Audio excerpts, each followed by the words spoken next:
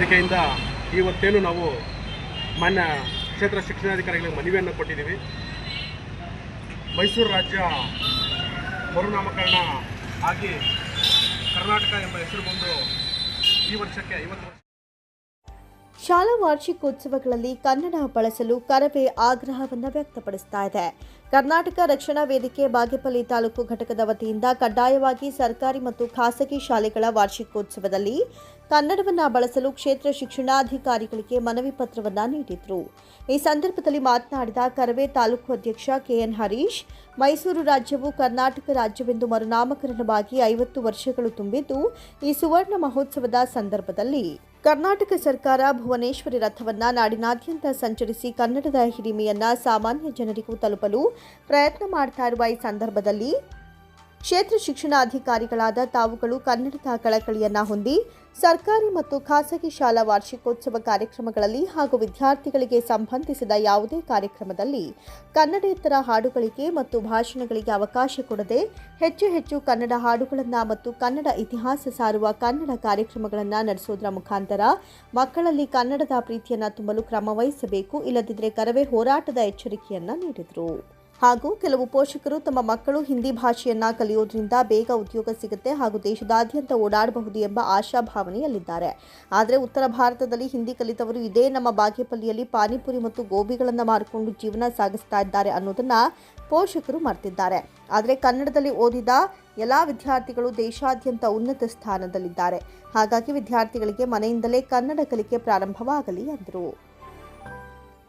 ಈ ಸಂದರ್ಭದಲ್ಲಿ ಕರವೇ ಜಿಲ್ಲಾ ಮಹಿಳಾ ಅಧ್ಯಕ್ಷರಾದ ಶ್ರೀಮತಿ ಸುಜಾತಮ್ಮ, ಕರವೇ ತಾಲೂಕು ಪ್ರಧಾನ ಕಾರ್ಯದರ್ಶಿ ರಿಯಾಜ್, ಜಿಲ್ಲಾ ಕಾರ್ಯದರ್ಶಿ ಮಂಜುನಾಥ್, ತಾಲೂಕು ಸಹ ಸಂಚಾಲಕ ಜಹಾಂಗೀರ್, ಆಟೋ ಘಟಕದ ಅಧ್ಯಕ್ಷ ಜಬೀವುಲ್ಲಾ, ಉಪಾಧ್ಯಕ್ಷ ಇರ್ಷಾದ್, ತಾಲೂಕು ಖಜಾಂಚಿ ನಾರಾಯಣಸ್ವಾಮಿ, ತಾಲೂಕು ಸಂಘಟನಾ ಕಾರ್ಯದರ್ಶಿ ಶಂಕರ್ ಡಿಎನ್, ಕಾರ್ಮಿಕ ಘಟಕದ ಅಧ್ಯಕ್ಷ ಕೃಷ್ಣಪ್ಪ, ವೆಂಕಟೇಶ್, ಮುಖಂಡರಾದ ಅಖಿಲ್, ಅಭಿನಂದನ್ ಇತರರು ಭಾಗವಹಿಸಿದರು.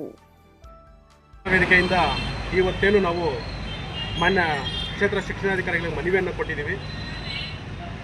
ಮೈಸೂರು ರಾಜ್ಯ ಮರುನಾಮಕರಣ ಆಗಿ ಕರ್ನಾಟಕ ಎಂಬ ಹೆಸರು ಬಂದು ಈ ವರ್ಷಕ್ಕೆ 50 ವರ್ಷಗಳಾಗಿರೋ ಈ ಸಂದರ್ಭದಲ್ಲಿ ಕರ್ನಾಟಕ ರಾಜ್ಯ ಸರ್ಕಾರ ರಥವನ್ನು ಭುವನೇಶ್ವರಿ ರಥವನ್ನು ಎಲ್ಲ ಹಳ್ಳಿಗಳಿಗೂ ಗ್ರಾಮಗಳಿಗೂ ಕಳಿಸಿ ಈ ಆಚರಣೆ ಮಾಡ್ತಿರೋದು. ಈ ಸಂದರ್ಭದಲ್ಲಿ ನಮ್ಮ ತಾಲೂಕಿನಾದ್ಯಂತ ಇದೇ ತಿಂಗಳಿಂದ ಶಾಲಾ ವಾರ್ಷಿಕೋತ್ಸವಗಳು ಪ್ರಾರಂಭವಾಗ್ತಾ ಇದೆ.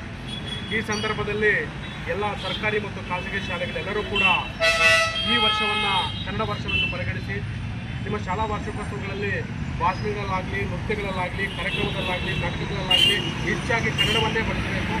ಕನ್ನಡೇತರ ಹಾಡುಗಳಾಗಲಿ, ಕನ್ನಡೇತರ ಭಾಷೆಗಳನ್ನಾಗಲಿ ನಾವ್ಯಾರೂ ಬಳಸಬಾರ್ದು ಅನ್ನೋಂಥದ್ದು ಕರ್ನಾಟಕ ರಕ್ಷಣೆಗೆ ಆಗ್ರಹ ಆಗಿದೆ. ಏಕೆಂತಂದರೆ ಯಾರೂ ಬಳಸದಿರುವಂಥ ಭಾಷೆಗಳು ನಮಗೆ ಆಗಬೇಕಾಗಿದೆ. ಇವತ್ತು ನಾವು ಉತ್ತರ ಭಾರತಕ್ಕಾಗಿ ಉತ್ತರದ ರಾಜ್ಯಗಳಿಗೆ ಹೋದರೆ ಅಲ್ಲಿ ಯಾರೂ ನಮ್ಮ ಭಾಷೆಯನ್ನು ಬಳಸಲ್ಲ.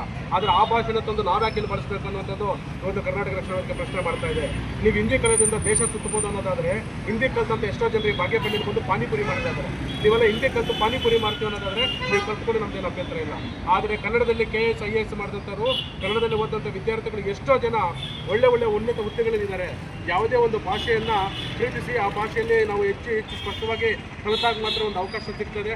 ಹಾಗಾಗಿ ಪೋಷಕರು ಅಷ್ಟೇ ಪರಭಾಷಾ ಹಾವಳಿಗೆ ತಾವು ಯಾರು ಒಳಗಾಗದಿರ ತಾವು ಕೂಡ ಹೆಚ್ಚು ತಮ್ಮ ಮಕ್ಕಳನ್ನು ಮನೆಯಲ್ಲಾಗಲಿ, ಶಾಲೆಯಲ್ಲಾಗಲಿ, ಹೊರಗಡೆ ಆಗಲಿ ಕನ್ನಡವನ್ನು ಕಲಿಸಿ ಕನ್ನಡದ ಮಕ್ಕಳನ್ನಾಗಿ ಮಾಡಬೇಕನ್ನುವಂಥದ್ದು ಕರ್ನಾಟಕ ರಕ್ಷಣೆಗೆ ಒಂದು ಕೋರಿಕೆ ಆಗಿದೆ. ಈ ನಿಟ್ಟಿನಲ್ಲಿ BO ಅವ್ರ ಗಮನಕ್ಕೂ ನಾವು ತಂದಿದ್ದೀವಿ.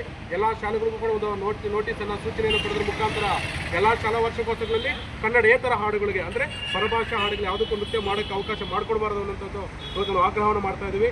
ಇದನ್ನು ಹೊರತುಪಡಿಸಿ ಯಾರೇ ಶಾಲೆಯವರಾಗಲಿ, ಖಾಸಗಿ ಸರ್ಕಾರಿಯವರು ಹಾಡುಗಳನ್ನು ಆಡಿದ್ದೇ ಆದಲ್ಲಿ ಕರ್ನಾಟಕ ರಕ್ಷಣಾ ವೇದಿಕೆ ಹೋರಾಟವನ್ನು ಎದುರಿಸಬೇಕಾಗ್ತದೆ ಎಚ್ಚರಿಕೆಯನ್ನು ಕೂಡ ಕೊಡ್ತಾ ಇದ್ದೀವಿ.